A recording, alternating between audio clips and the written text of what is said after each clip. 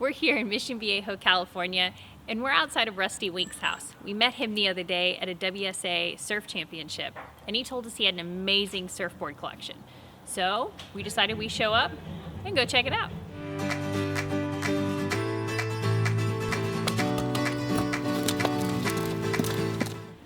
Let's go.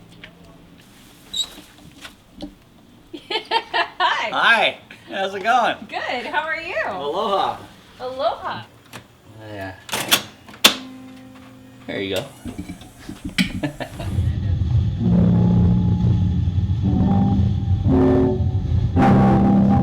My love must be a kind of my love. Yeah, it's a good song to dance with your woman in the living room. Rusty is not just a surfer or even a surfboard collector.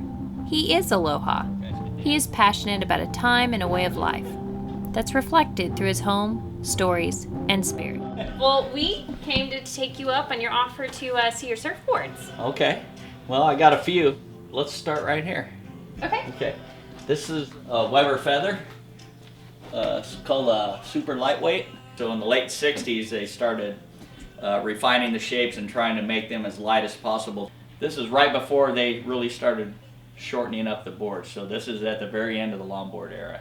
This is a Weber Performer. It's probably one of the most sought after collectible longboards out there, made by Dewey Weber.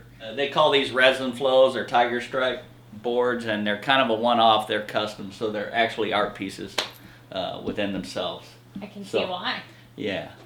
This is probably one of the oldest boards I have.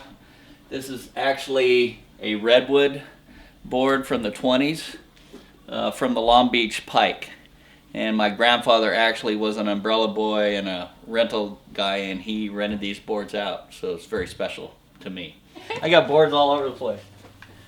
This one here, this is a Greek. He was in Huntington Beach.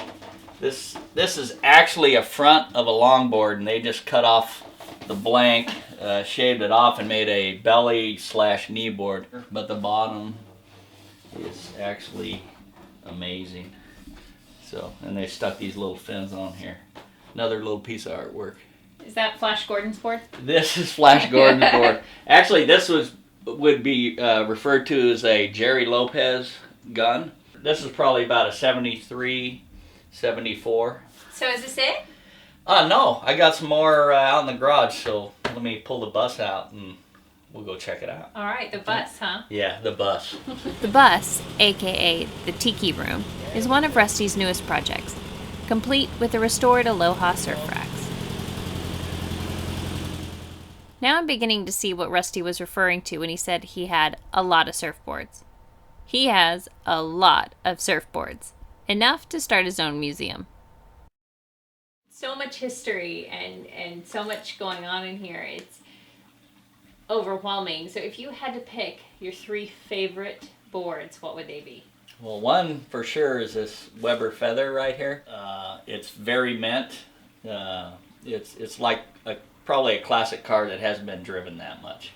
So very lucky to have it. It has the rice cloth in here, and the colors just pop out, and it just says late 60s. Oh, definitely. Yeah. It's flower power. Definitely for sure. flower power. This board here is a Bing David Nueva lightweight. So these, they call them model boards. So what they did is they got with pro surfers at the time, and they shaped them a board that fit their surfing style. One off, it's a resin flow. There's many David Nueva lightweights out there, but this is one of a kind, once again. And this is called the Greek Maui model. It's very much a Hawaiian influence, but what's unique, it's got a tiger tail fin. Nice. So those were pretty rare. They really didn't work that great, so, and they broke. So kind of an experimental thing, but very cool. Looks cool, just not that functional. Very cool board. Yeah. So, what got you into all of this? What made you decide to start collecting all these boards? These boards just really hit me the way they're very artistic. I'm kind of an artistic person, and I like colorful things. So, you know, it just fits my lifestyle, I guess. You know. Well, and you seem to have really a deep appreciation for the history behind each board. And I do. Actually, it's, you know, surfing would not be anything if it wasn't for the pioneers that actually experimented on boards like these, you know. Or the one where the fin breaks every time. Exactly. Yeah. So they found out it didn't work. Exactly. You know. Rusty gives us a peek at his vintage clothing collection, because you can't have all the boards without the proper gear. That is from the late '60s. If you look at the tag Pretty cool. right here, it's a Hawaiian holiday. Yeah. So it's pretty cool. This is the one you said you were gonna let me have, right? Yeah. Yeah. Anything for a prize, right? Yeah. So it's a Weber competition team jacket. They gave their team members jackets to wear at the beach. So Look at that. See, it pretty fits. cool. I think it's. It's almost perfect. Yeah. Huh? Ha!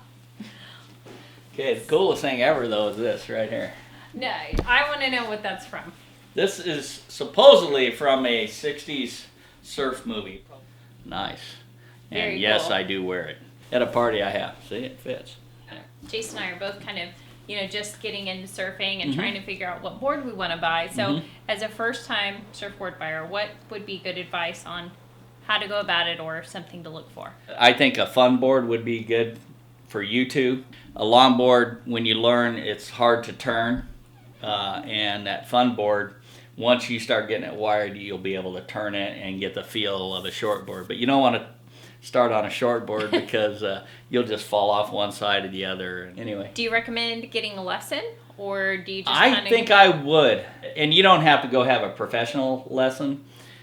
It's a lot more fun with someone that you met on the beach and they're willing to teach you to surf.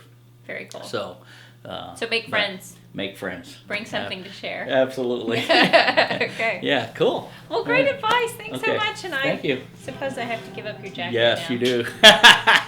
Bummer deal. Of course. All right. Well, thanks so Very much. good. It's been so All right. much fun. Yeah, that's Really- awesome. Yeah. Thanks for filming. Bye. See ya. Aloha.